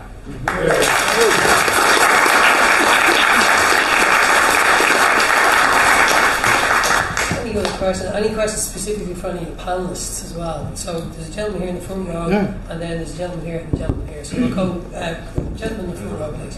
Yeah, as I said, in the past, the likes of Labour and the Greens were out against Fine Gael and Fianna Fáil, but yet they went into power with them. So that's a possibility of Sinn Féin. So how can we tell people that we're not willing to go into government with these people at all costs? You know? You mean Fianna Fáil and Fine Gael and Labour? Yeah. I'm assuming, yeah. And the Greens? Yeah. Yet? So it was like the Greens and Labour actually propped up, facilitated them, enabled them.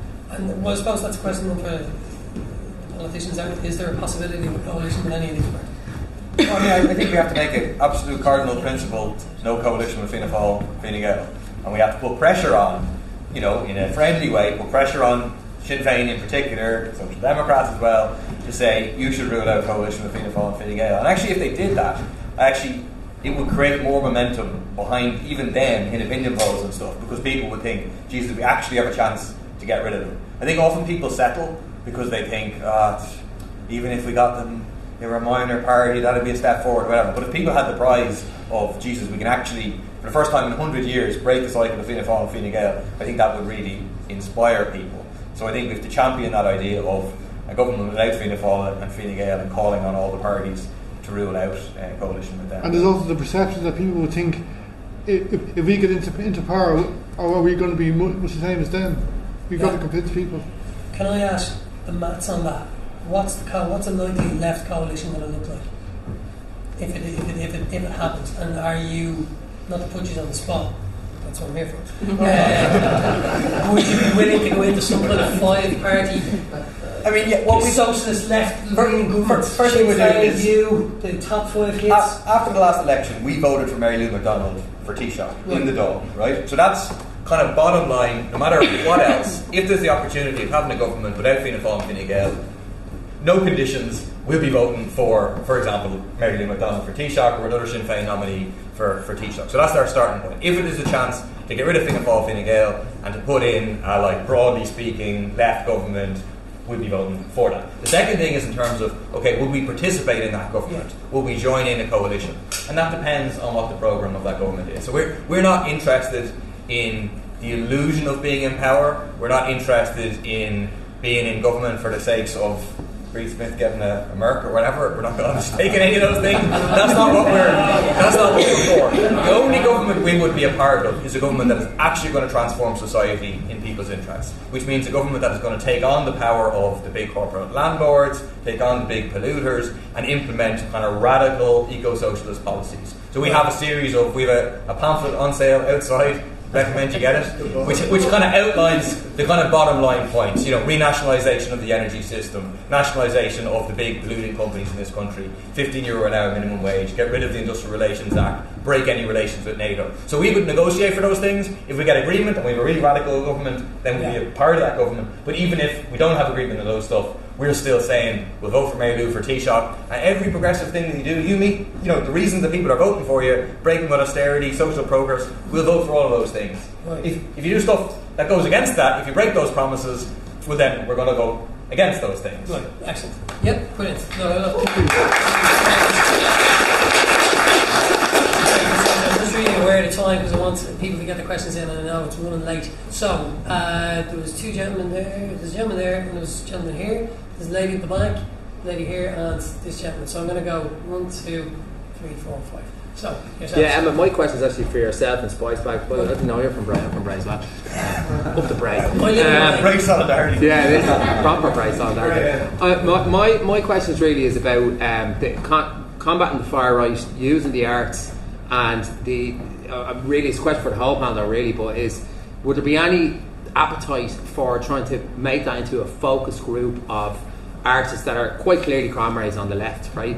And making that into a movement similar to what happened in the 1970s with, say, the likes of the Specials, Bob Marley, and they're coming together, especially in Coventry and around England around that time to kind of combat the spread of Nazism and the National Front at the time was.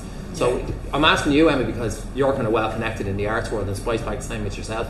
Like, why is that not happening? Why aren't we getting more support? And is it to do with the fact that there are a lot of people who are either by default or by accident kind of beholden to the ruling class now in order to make a living? So, well, it's a good question. It's quite a complex one, and it's one that, like I've talked about in my own art and stuff. So,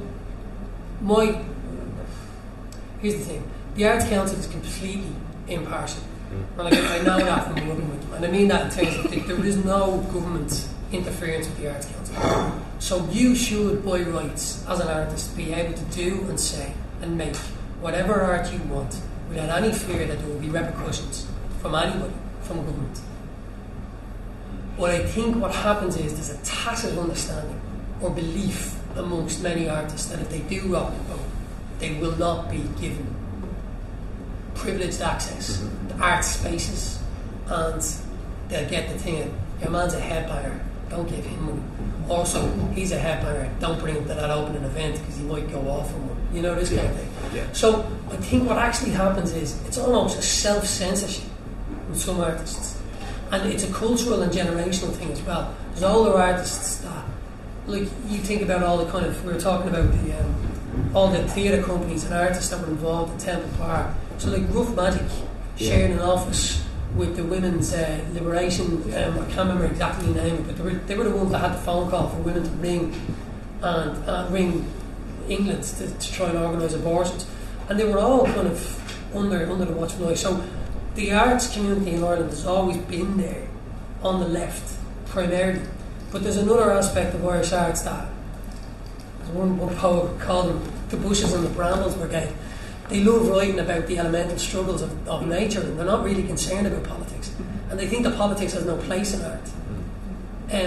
They might view themselves as a kind of anchorite type priest that'll sit on the edge of the village, pontificating about the village. They'll never get down into the nitty-gritty, the piddling shit that they all have to get into. So, and ultimately it's a type of very, very middle-class art. And those people are not interested in what we're talking about here. Because this is happening in Tallaght, it's happening in Clondalkin, it's happening in Bray. They're never going to come here. They never went there.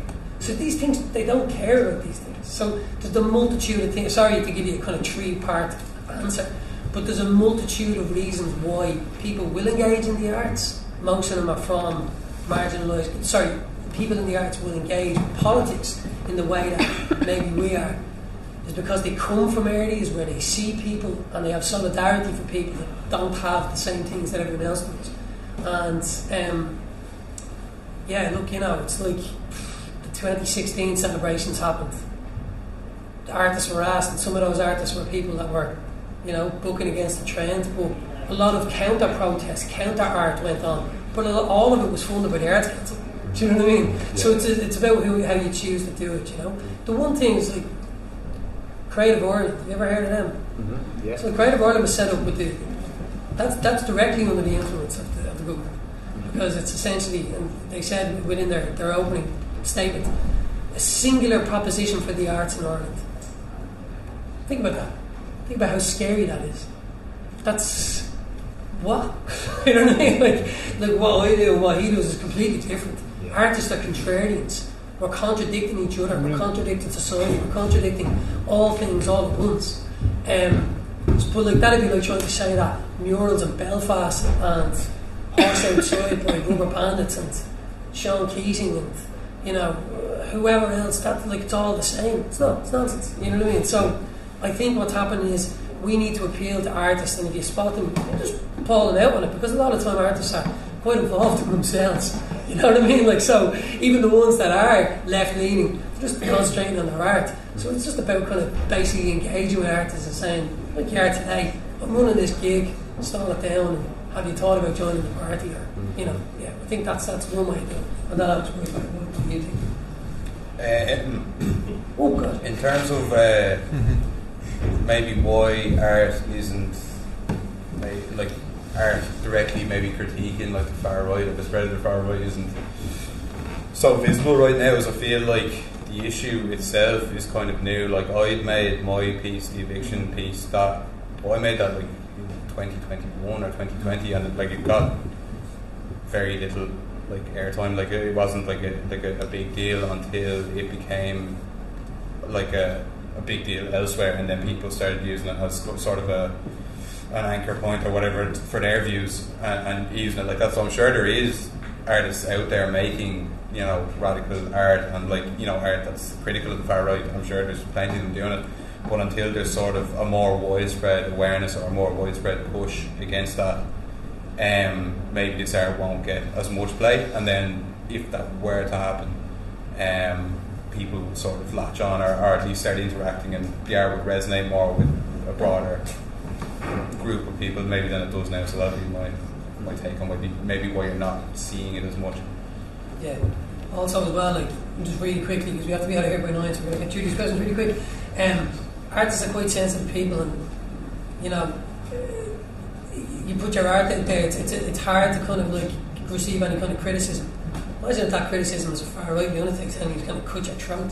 Do you know what I mean? Like, those, like, art, like, it's not that we don't have the legs for it, but in some instances they don't, and they shouldn't be asked it. You know what I mean? Put themselves, and I know that's hard to hear, but, you know, it is quite difficult to have your art critiqued on anything. The threat of violence is quite serious for some people, and they maybe don't have, they don't have the legs for kind of dealing with things like that sometimes. That might be another kind of reason for it. And specifically talking about the far right.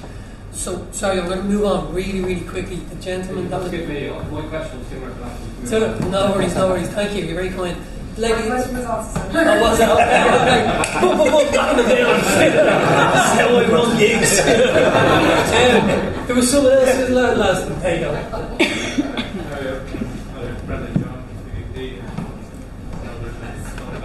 There's currently a very brutal war going on in Europe, in which the Irish government has sent troops and is actively supporting the US NATO side.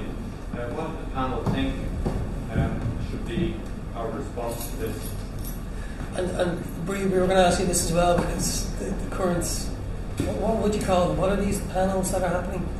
The forum, or the forum. Yeah. So just the gentleman's question, and also that you could just speak in the forum. Yeah. I mean, we've been involved in the Irish anti-war movement and in the Neutrality League, and basically what we're trying to do is to push back against the narrative that Ireland must give up its neutrality and become part of wider military alliances in order to do its bit in the world.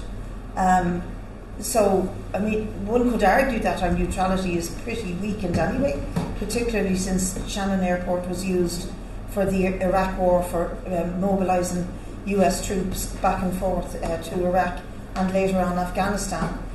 One could argue that, but what the Irish government are trying to do, and Paul and I see it all the time at the Dáil, is to move us in towards joining NATO. And so that Micheál Martin came up with this great plan to set up these forums, is how I think you say the plural of forum. And these fora were all about getting people into a discussion about our security policy. And actually, in fairness, mainly to Richard and Paul, they have blown apart that myth that somehow Micheál Martin was getting, people from all sides to sit down together and to have a reasonable discussion. Actually, it was a stitch-up. It was a stitch-up with military advisors to NATO, former military NATO experts, academics who write and advocate for NATO, and it was all about pushing the Irish people into accepting the idea of ditching our neutrality. I think it was Noam Chomsky who said it was creating, what was the word? That has been, I think, kind of blown apart by our opposition in the Dáil. And it's interesting, when Paul and Richard were very vociferous in the Dáil against this, it started to move Sinn Féin to open their mouths. The Social Democrats started to open their mouths. The Labour Party started to open their mouths. So suddenly you had the whole opposition saying that this is a stitch-up. It's a sham. It shouldn't be taking place. We shouldn't give it any credence. But what we do want to do is to pursue a bill for Irish neutrality to be enshrined in the Constitution. We had such a bill in 2 years ago, was defeated, and I think we're submitting it again next week. Is that right, Paul? To try and keep on the push and the drive to show that the majority of Irish people do not want to be part of military alliances. And I went to the big meeting that the neutrality movement had in Liberty Hall, and I was very inspired by what Bernadette McCalliskey had to say about it. And basically she put the argument, like James Connolly did in the First World War, that it'll be the children of the workers and the toilers who'll be sent out to fight and to die in the wars of the wealthy. The very, very rich. It won't be Leo Varadkar or Micheál Martin or their sons or daughters. It'll be your sons and daughters who will be sent out to kill other people's sons and daughters, other working class sons and daughters.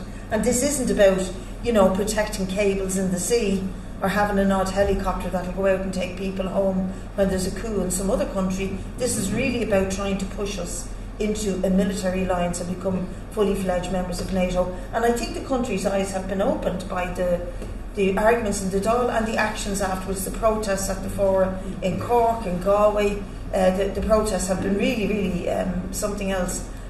Big and lively and vibrant and got the media attention. So that's what it's all about, and I think Brendan Young knows exactly what it's all about. The one thing they don't seem to talk about is that joining NATO instantaneously put us on a targeting list for nuclear Armageddon. The nuclear threat in the room, and none of them are talking about it. We're safer out of it than we are in it. Absolutely. Listen, I'd really like to thank all of you for coming here tonight. I'd like to thank all of our panellists. I know everybody didn't get to talk too much about all the different topics, but really it was an incredible panel. I've been... What's that, sorry? One last question. Oh, sorry, apologies.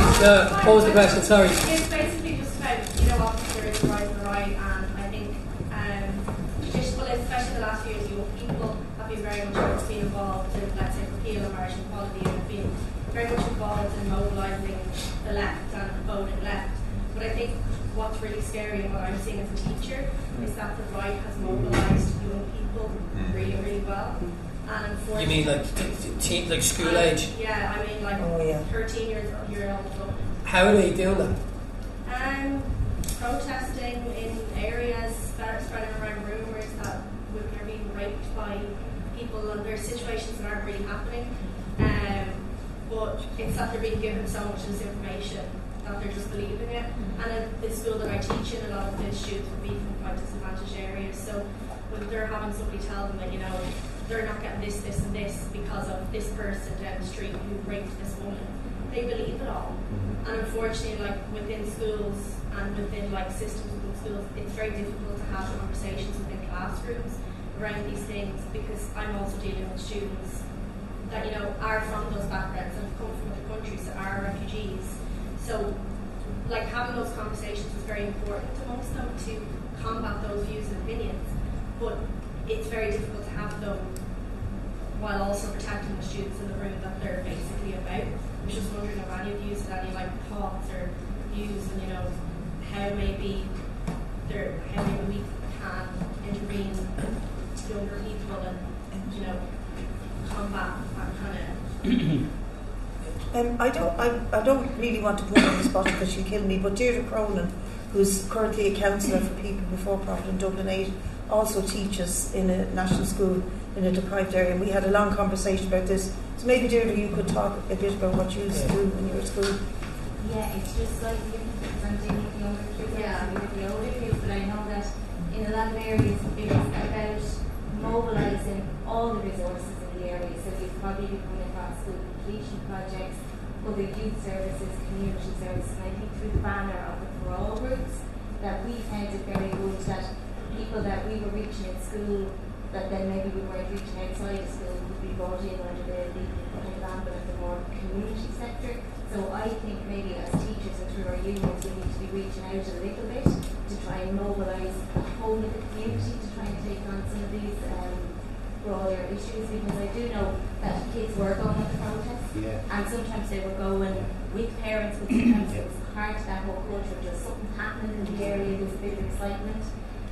All the rest of it, my fear during the summer was that if this blew up again because of the total lack of summer projects and activities and things that kids like actually doing, that again, the excitement, something to do, it could drag people out. So I think it's about partly, you know, trying to link up and utilise everything that's out there in order to, because there's really brilliant people and there's also really brilliant kids. And I suppose at the school level, we found that we ran again this year for the first time since COVID our kind of international days, which is where you bring together obviously the kind of native community with all the other nationalities that are represented in the school. It does break down barriers, and you find you put a bit of effort into getting in the people that are sometimes wary of the stranger and that they find they have an awful lot in common. And we found a lot of them was kind of the adult women that, you know, a lot of Irish women suffer domestic abuse or bad stories behind them, and they realise then there are people from other countries who are suffering and they have gone through exactly the same kind of things.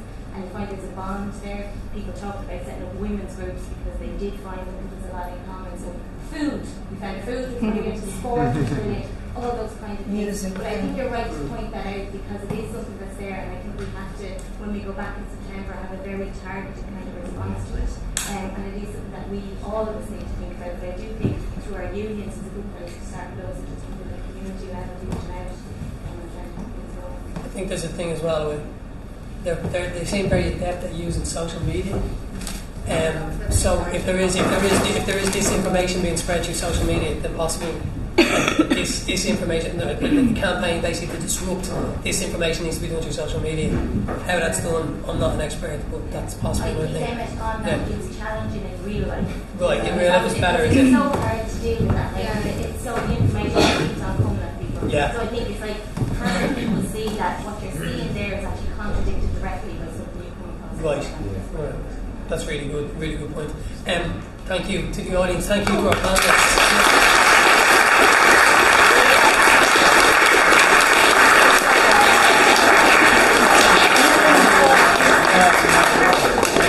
If you get by 9 and I'm going to start clicking the lights on and off.